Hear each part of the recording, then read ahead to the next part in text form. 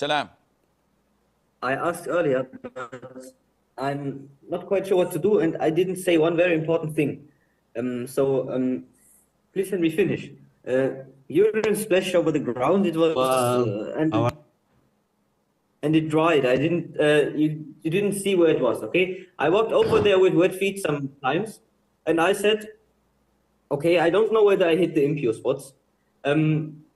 Now the thing is, if I now pour water on over there until more until everything is unchanged and mixed, do we have a problem, or must I also wash every place I walked over with wet feet, and are my prayers invalid?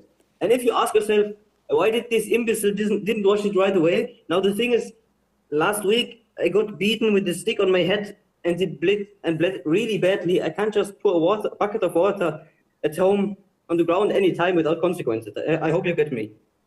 Shukran. Akhi, you are putting yourself in a corner, and I will try not to be rude. I'll try not to be harsh. But sometimes, not sometimes, a lot of the times, OCD people must not be addressed in a soft manner because it only expands. So you have to be harsh with them, and you have to like slap them so that they wake up. This is what Shaytan is doing to you. Now, you say there are splashes of urine on the ground. Why didn't you remove it? Well, last week I did put a bucket and I was beaten by a stick by my parents. Why would your parents beat you with a stick until you bleed? Because you've done this a gazillion times and it's not working. You have a problem mentally.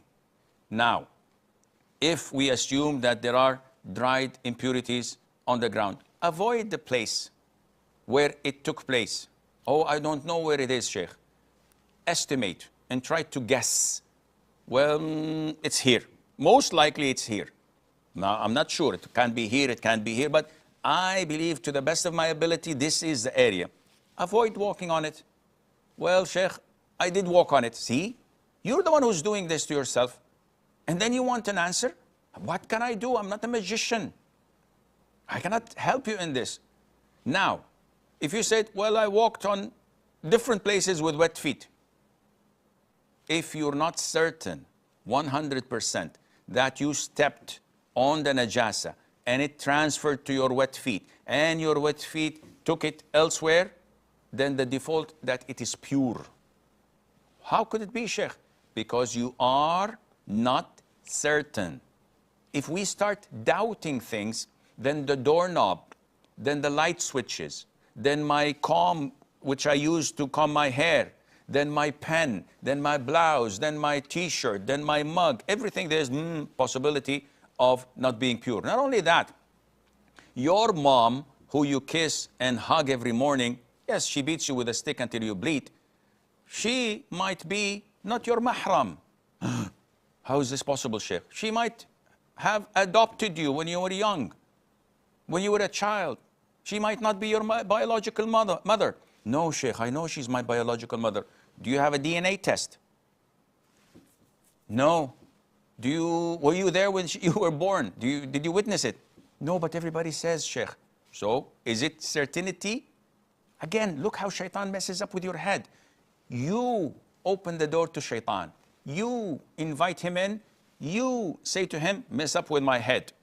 It's a whole playground for you. Take your time. I'm willing to respond. Allah says in chapter 14, Surah Ibrahim, verse number 22, Allah has promised you. Who's saying this? Satan. Allah is telling us about when the people of hell complain and blame Satan. You are the reason that we're here. Satan says, he stands up to give an oration, to give a khutbah. He says, I did not do anything. Allah promised you the truth, fulfilled his promise. I promised you and I betrayed you.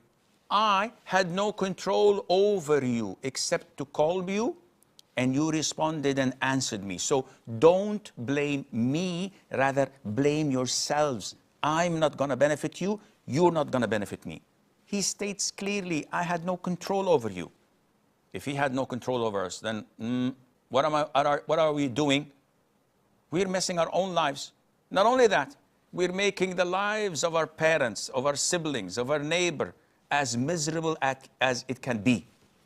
Everybody around us, look. He's a practicing Muslim. Look what Islam is doing to him. Messing up with his head. Everything is najis. One drop of urine, he thinks that, oh, this is acid. The moment it falls on a thing, it burns it. It burns the floor. It burns the ceiling. It burns the mattresses. It spreads. This is coronavirus, akhi. This is mouth and foot disease. This is not a drop of urine. You are exaggerating things. So, c'est la vie. This is life. This is your fault, not mine.